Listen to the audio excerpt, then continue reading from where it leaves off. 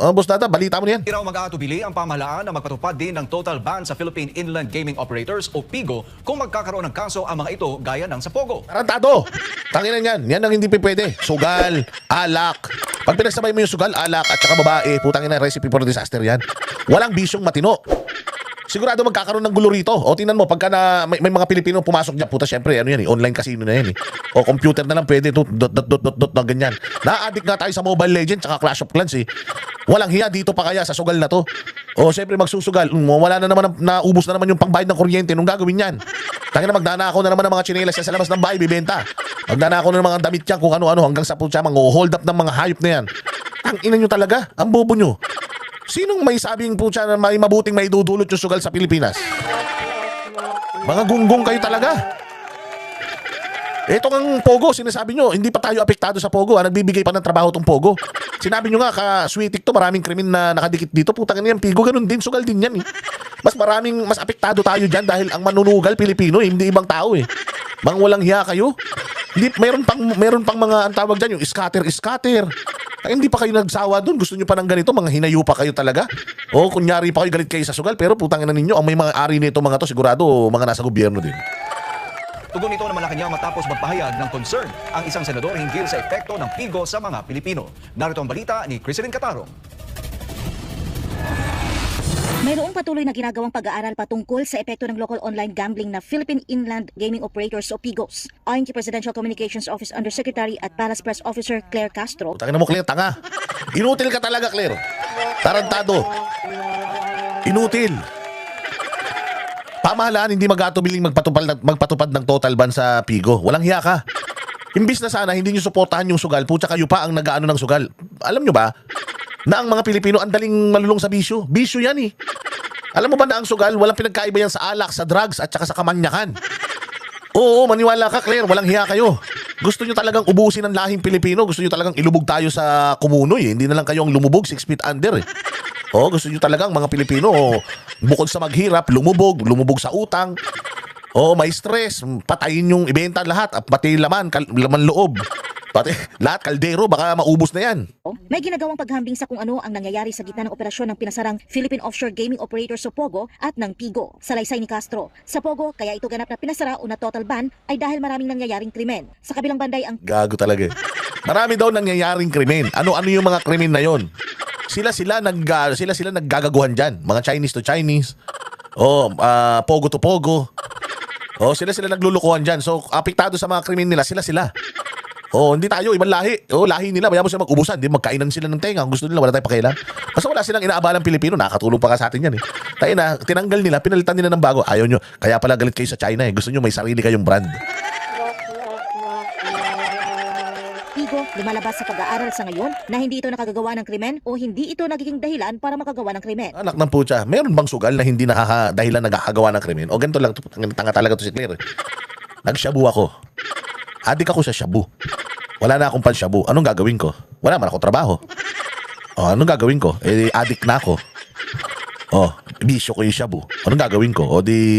Kung ano, magnanakaw ako. Benta ko yung mga pressure cooker, rice cooker, mga alahas ni nanay. Diba, mga papel di ahensya, lahat na lang, pati alpombra, ibinenta mo na para may pangsinghot ka lang, diba? Ganun din dito sa sugal. Basta sa sugal, ganyan din. Meron ka 10 piso. Sakin na, ko to, pambili ng bawang. Isugal ko sa online po. Pag ganun ko, pag pindot ko, naku, putang na talo.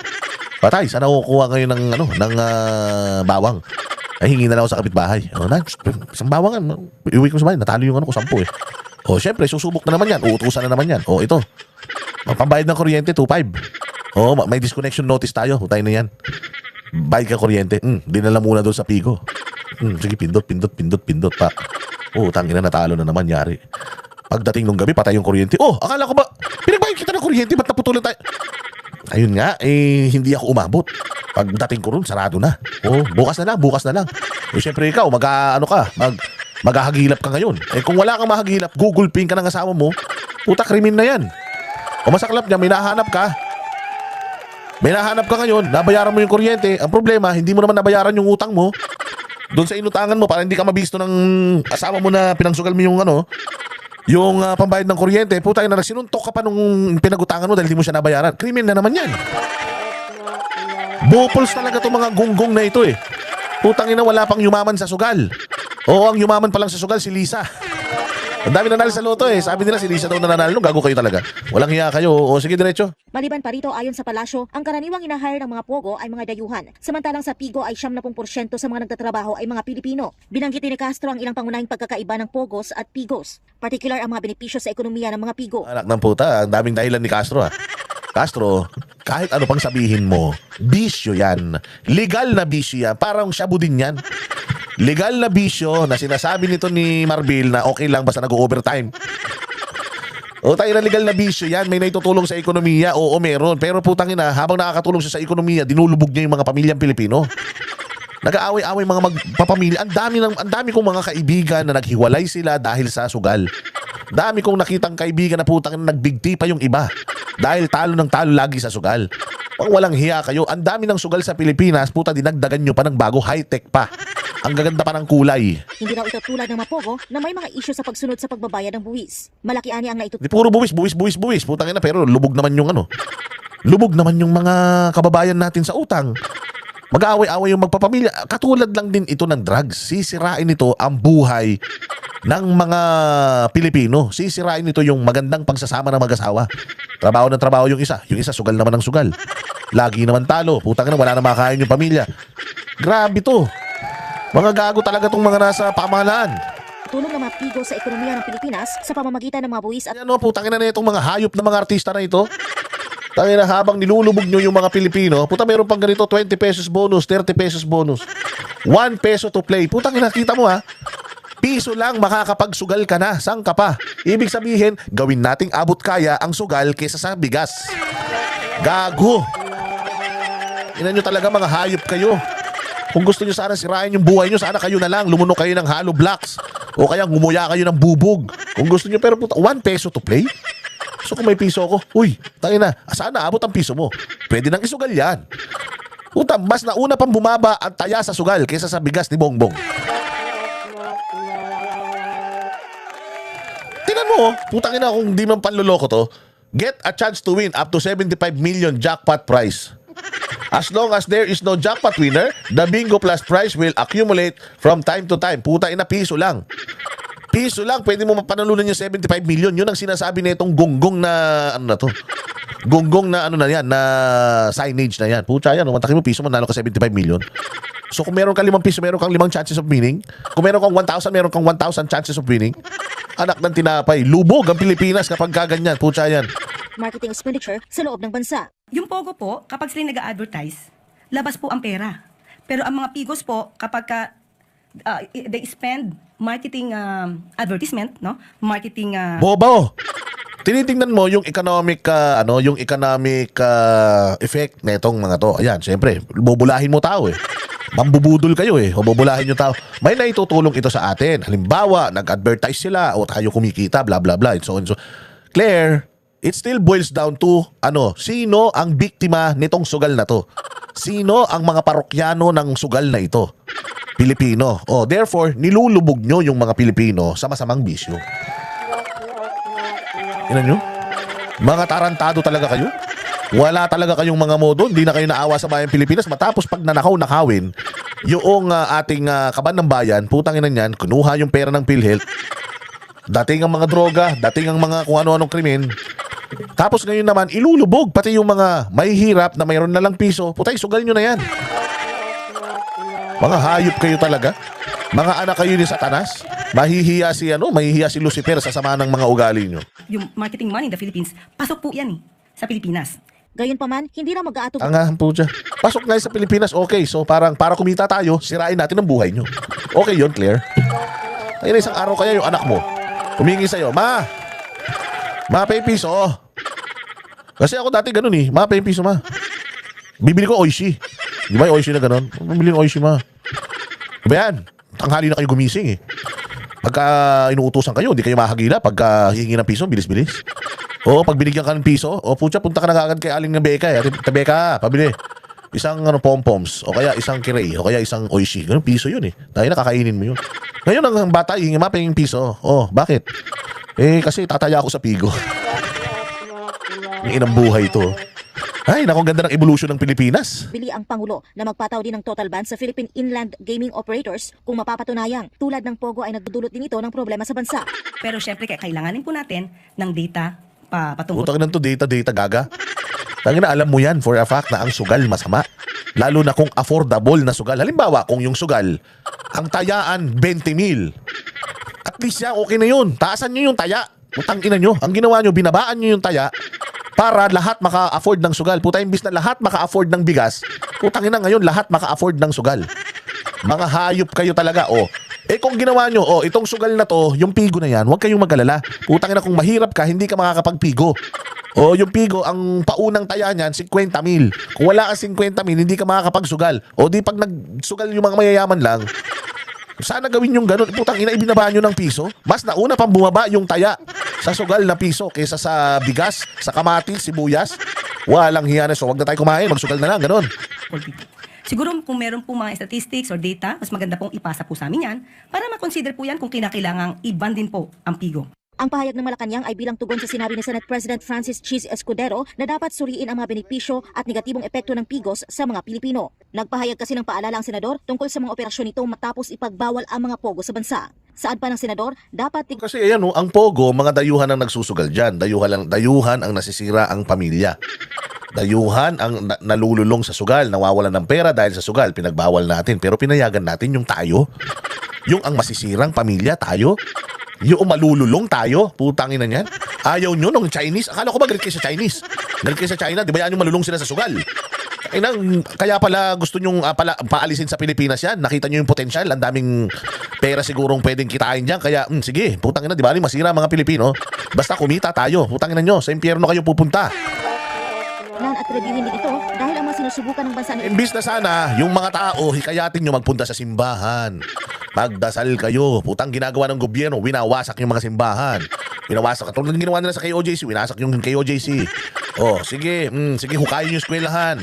Imbis na sana nagbibigay tayo ng magandang ehemplo sa tao. Putang ina, ganito ang gobyerno ngayon. Yung gobyerno ni Duterte noon, puros kabutihan. Ngayon, puros kademonyohan ang inuutos sa mga Pilipino. Putang ina niyan, masaya kayo dyan? Ayan oh.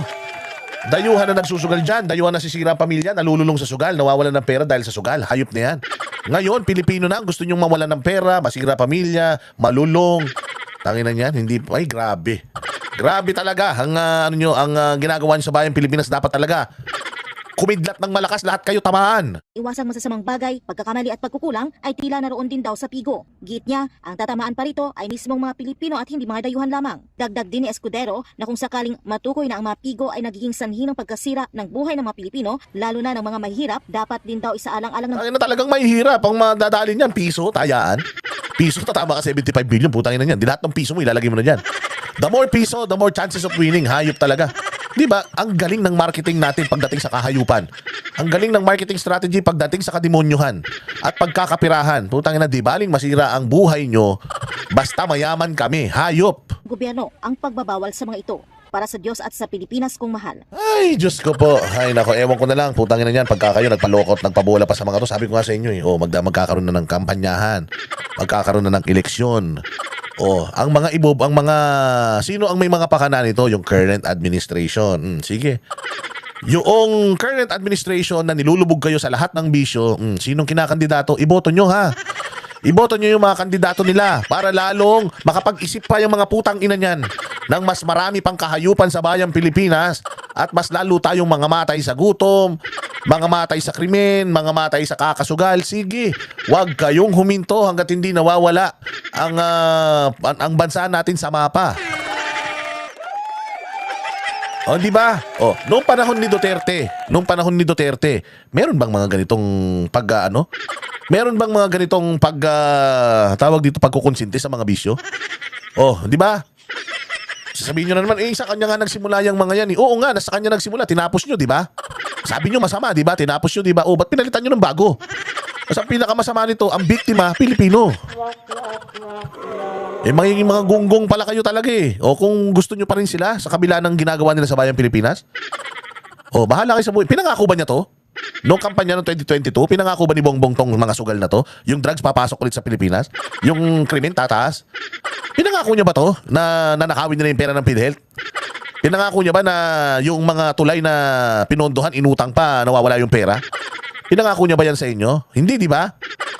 Ang pinangako niya, 20 pesos na bigas, di ba? Puta, mas nauna pa nating ma-afford yung sugal kaysa dun sa bigas. O ngayon, tanungin ko kayo, maniniwala kayo sa mga kampanya nila? Maniniwala kayo sa mga pangako ni Bongbong na yung mga kandidato niya ngayon magagaling? Tayo na, ganyan na ginagawa ni Bongbong sa Bayang Pilipinas, kumakandidato pa rin under ng ticket niya yung mga yan. Mga walang delikadesa yan. Mga walang prinsipyo yan.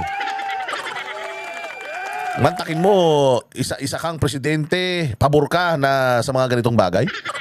O, yung senador na pipiliin mo, konektado sa presidente na pabor sa ganitong bagay? Saka na natin tingnan pagka may mga hindi magandang nangyayari. Pag may mga krimen na nangyari, saka na natin i-ban. For now, bayaan muna natin masira buhay nila.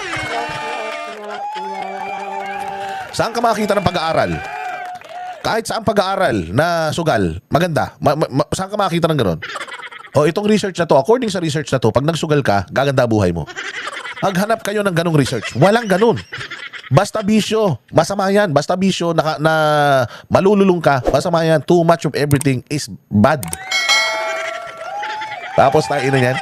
Tapos sasabihin nito ni Claire, maganda naman ang naitutulong yan sa ekonomiya natin. Oo, tingnan natin muna. Pag tumaas ang krimen, saka natin na iban ang pigo, pero habang wala pa namang krimen, pabayaan muna natin kumikita yan Tangina yan ang gobyerno natin. Yan ang gobyerno natin. Oo, kumbaga, yan. Ay, nako, wala na akong masabi talaga. Ibang klase talaga ang utak ng mga nasa gobyerno ngayon.